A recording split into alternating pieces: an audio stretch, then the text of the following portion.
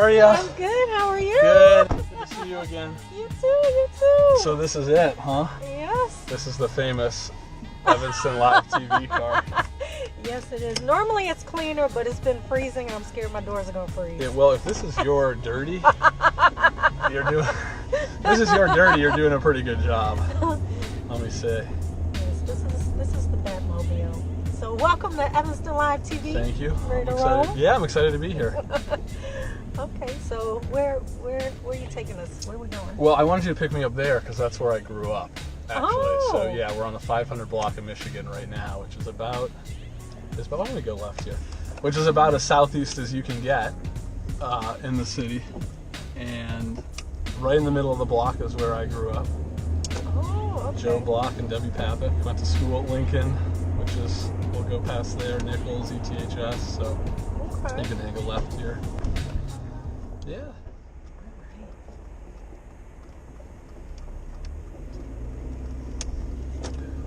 Alex Black. Yeah. So what do you do for work right now? So I work at the Sargent Shriver National Center on Poverty Law, which is a nationwide network of lawyers and advocates that advance opportunities for people in poverty. Oh, wow. So we're an organization that was instrumental with helping to implement the Affordable Care Act. We're an organization that advocates for people living in poverty when they have trouble with their housing situation. So big proponents of affordable housing, making sure that people have access to safe neighborhoods, strong communities. We're an organization that just won a major victory where we got a raise for migrant workers all across the country, where we were able to increase the minimum wage in Cook County. So those are the types of things that we work on to make sure that people who are living in marginal poverty and deep poverty have access to opportunity. And I love it. And I think it kind of speaks to why I'm the right candidate in this election, because kind of everything I've done in my life, I have put myself in a position to make sure that the people least proximate to power are given opportunity, and that we're making sure that the people who need our help the most are getting it. And I think that's the same type of spirit and the same type of advocacy that I would bring to city council. Okay. Yeah. Yeah, that makes sense. As you're telling me your background, I was like, well, it's perfect. Right. It's perfect. Right. Yeah. I think that this council needs someone who has some energy, who has some spirit, and who's really going to be a fierce advocate for building on the incredible assets this community has in new, innovative, exciting ways. There is no question in my mind that Evanston really is the greatest place to live on earth. I know you were in LA, and the weather over there is okay, as it's like 0 degrees out right now. But I came back to this community because I love it. I love all the things that everyone else loves. We have a great food scene. We have a beautiful lake. We have amazing people. We should be a beacon of progressivism. And why don't you hang right here on Greenwood? We should be a beacon of progressivism for the entire country.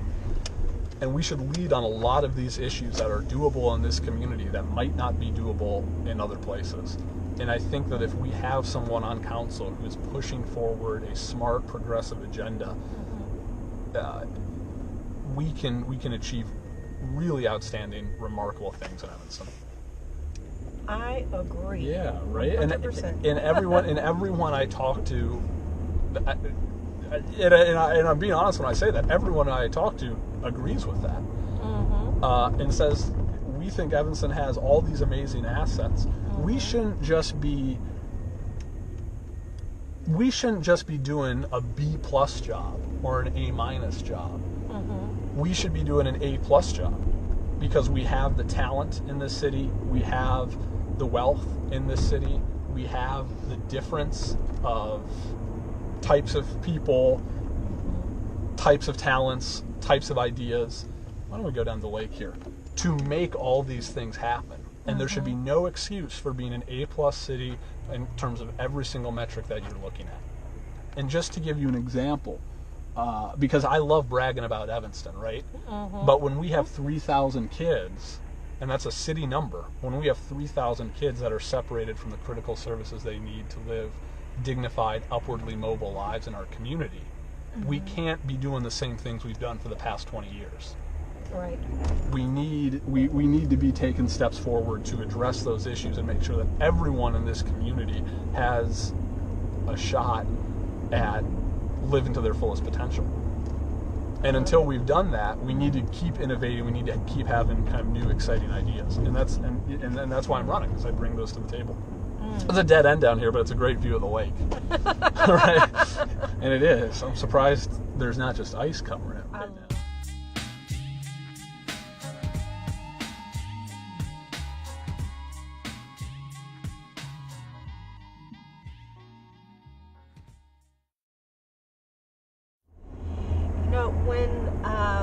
I met you at the meet and greet Dan Coyne's event. You were just so straight to the point. I just loved it. Well, right. Well, that because Dan told us.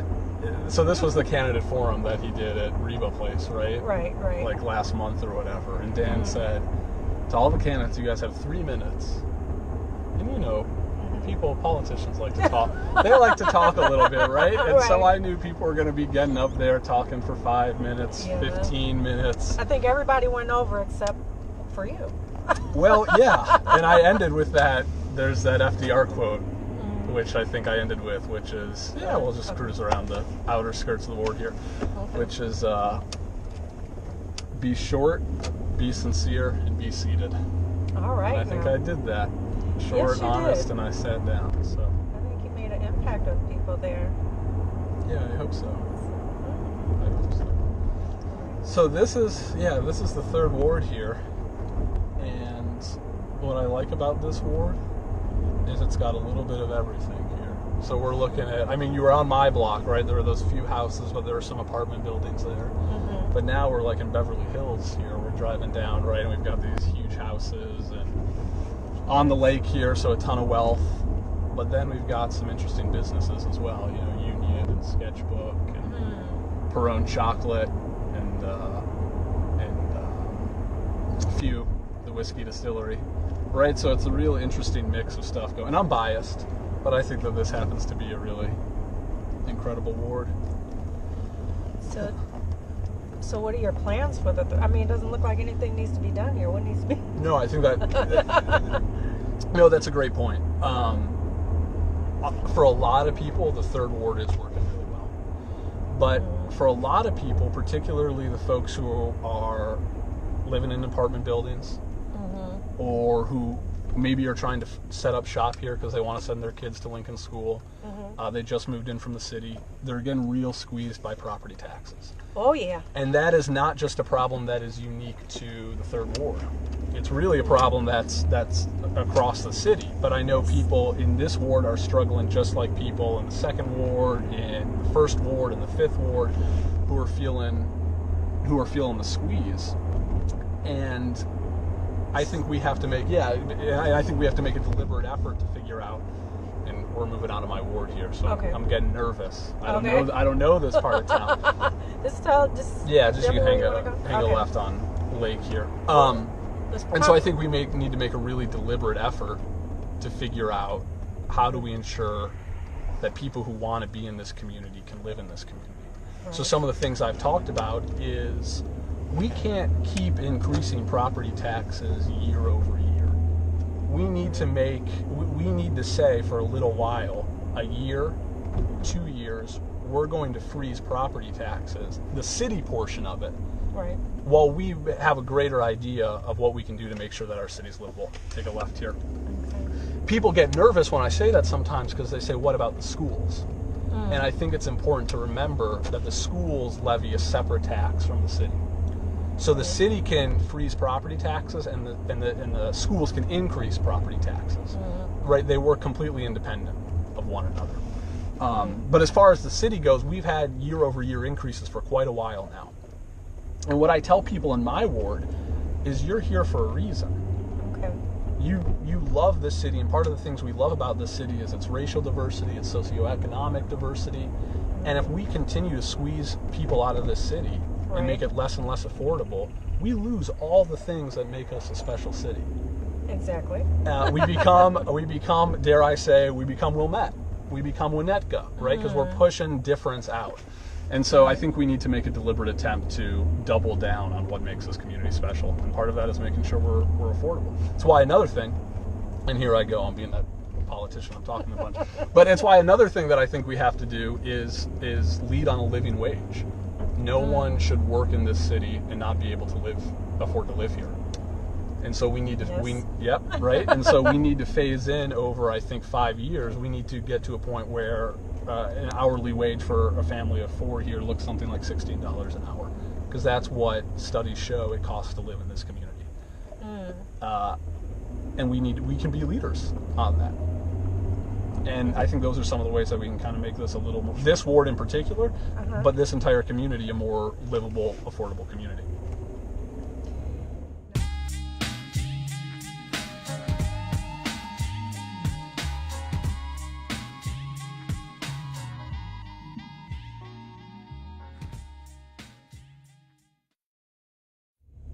Third ward, you need to be a millionaire to live over here, don't you? Trust me, I am living in the third ward right now. I am not a millionaire. I'm trying, but I am not. No, I'm not even trying. I am not a millionaire. You're like, I'm not even trying. Yeah, city council, that $12,000-$15,000 a year is not going to get me there. That's for sure. If you keep going here, we'll see where I went to elementary school.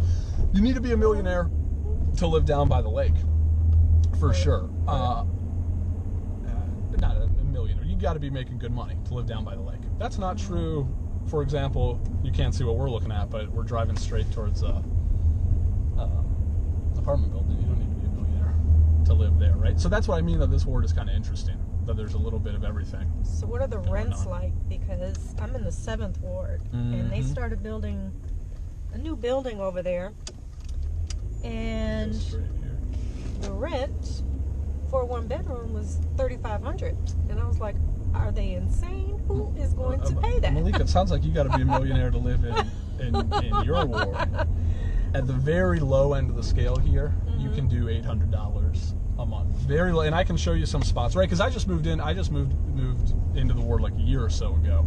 Really? Because I was working in Ohio. I was going to school.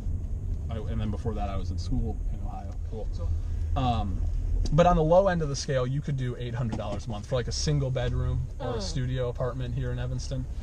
Well, I wonder why that realtor told me that, because it was a male actually. Yeah. Sometimes they will lie to certain people to keep them out. Like, you can't afford to live here, So I wonder if that was even true. Because if it's $800 over here by the lake. Right. In fact, I can show you the exact building where I was looking at a place for $800. Yeah.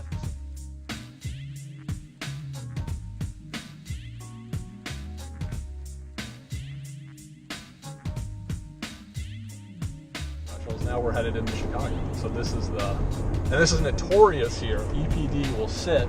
So watch your speed and catch speeders all the time here on this stretch of Sheridan Avenue. What's the speed limit anyway? 30 miles per hour. Okay. Yeah, not according to this guy here. So what you can do is we can actually go up Howard and then loop back down on Chicago Avenue, and I'll show you some of my favorite businesses that are in my ward. So we're here on Chicago Avenue, which in many ways is kind of the gateway, not just to Evanston, but the North Shore. Chicago's that way. The rest of the North Shore goes back up this way. And we're kind of here at the outer edges of the 3rd Ward, but at Campagnola, which is an amazing local business owned by Steve Schwartz, who also has some equity in Union as well, which is just down the street here on Chicago Avenue. And just a few addresses down here, a Sketchbook, which is, of course, our local brewery, one of 2 local breweries in Evanston. They brew their own beer. But the broader point I want to make about Chicago Avenue is I think in many ways this has been a lost opportunity over the last 20 years in terms of what we could have done with this stretch. Businesses like Fonseca and Sketchbook and Union have had incredible success here, but I wish we were helping them out more with more setbacks, more landscaping along Chicago Avenue here. It's a little noisy, so I hope you can hear what I'm saying. Even if you turn and look at the park here that's right across the street, we could be doing so much more in terms of landscaping this to be a much more welcoming and pedestrian-friendly throughway here. We could slow down traffic a little more because you can just see right now, I mean, cars fly down here. But if we want to be a vibrant, exciting, and welcoming community, I think that leads with the way that we develop our streets. And I'm not opposed to new development and welcoming new development. I think the building here at 847 Chicago Avenue is an example of how you can do some kind of interesting architecture and you can pick up on the vibrancy of what makes Evanston special. But for the past 20 years, that's not what's happened along Chicago Avenue. And so I hope we can kind of move in a new direction of making sure we have proper landscaping, enough green space, and really being a welcoming entrance here into Evanston.